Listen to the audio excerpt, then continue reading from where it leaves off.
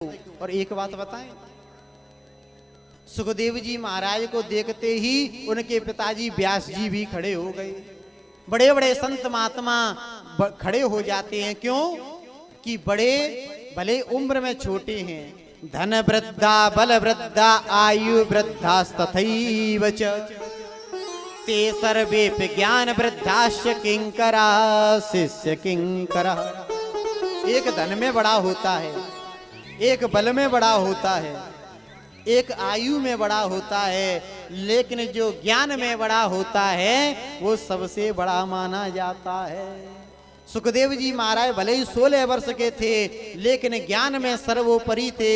उनके पिताजी भी खड़े हो जाते हैं। राजा परीक्षित ने गुरु कहा, गुरु जी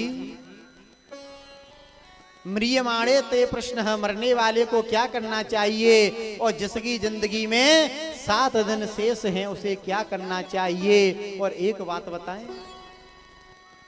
ये सब हमारे लिए भी है, लेकिन हमने आपने कभी जीवन में विचार नहीं किया कि रात गवाई सोए के, रात सोने में निकाल दी, और दिवस गवायो खाए, और हीरा जायो जन्म जे कौड़ी बदले जाए। रात सोने में निकाल दी, दिन खाने कमाने में निकाल दिया, लेकिन कभी परमात्मा का भजन नहीं किया। आज जैसे ही गुरुजी से 2 प्रश्न किए, सुखदेव जी महाराज कहते हैं, हे राजन, बरियाने सते प्रश्न क्रतो लोक हितो नपः आत्मविश्वासम्मतं पुंसा सोतव्यादेषु य परः। हे राजन, बड़ा ही सुंदर प्रश्न किया है। जिसकी जिंदगी में 7 दिन, राजन 7 दिन तो बहुत होते हैं। कल्याण कोई ताज मुकुट नहीं, कल्याण तो क्षण मात्र में हो जाता है। हे राजन, 7 दिन तो बहुत होते हैं। राजा खड़वांग हुए, उनका 2.5 घड़ी यानी कि 1 घंटे में ही कल्याण हो गया था। हे राजन, कल्याण कोई ताज मुकुट नहीं कि पहना दिया कि जाओ हो गया कल्याण, और ना ही कल्याण के लिए अधिक समय लगता है। कितने देर में कल्याण हो जाता है।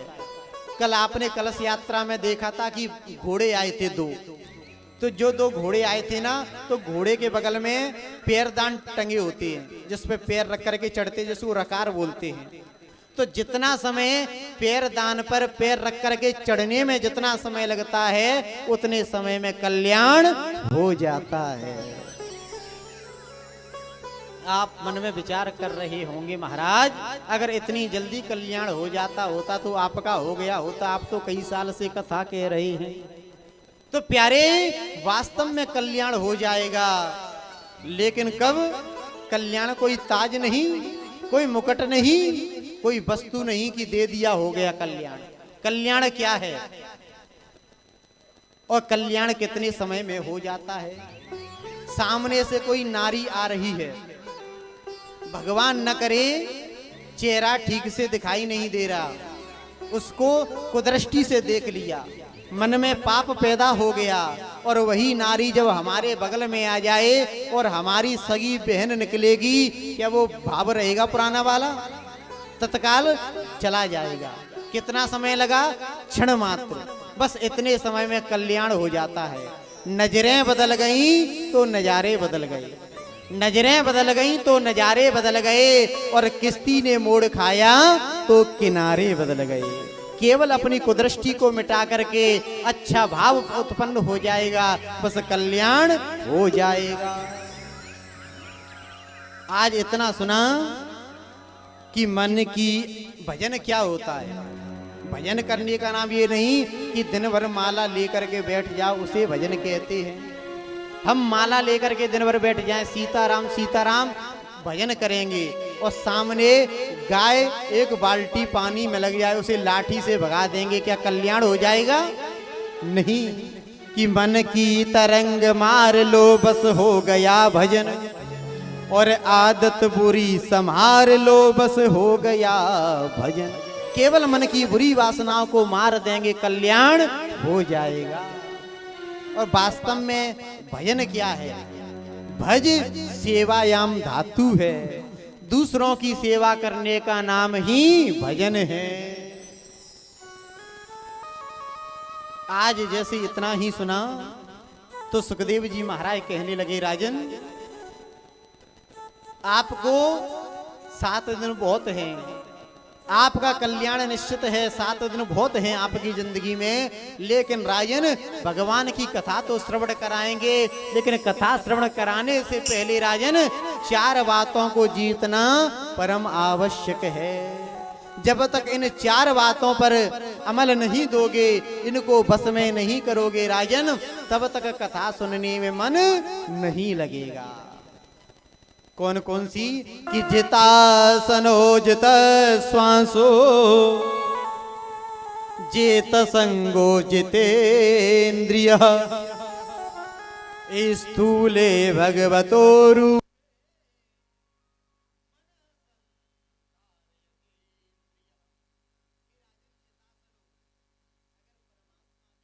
करनी है, परमात्मा की कथा श्रवण करनी है, तो राजन सबसे पहले आसन को जीतो।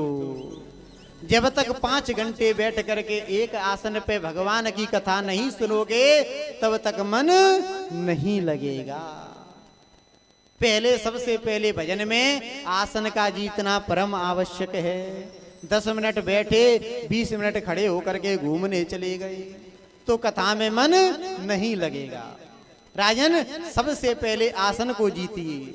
जब आसन को जीत लोगे, जित आसनो जित श्वासो, उसके बाद में श्वास को जीतना। श्वास का जीतना क्या है? कि श्वास श्वास पे कृष्ण भज, और प्रथा श्वास जिन खोए, ना जाने जा श्वास को कब आवन होए न होए। बिना गोविंद के नाम के एक भी श्वास खाली नहीं जाना चाहिए। जब राजन आसन को जीत लोगे, श्वास को जीत लोगे, उसके बाद में संग को जीतिए। क्यों? कि जैसा करोगे संग वैसा चढ़ेगा रंग। अगर आप संतों का संग करोगे, भक्तों का संग करोगे, तो मंदिर में जाओगे या कथा में जाओगे।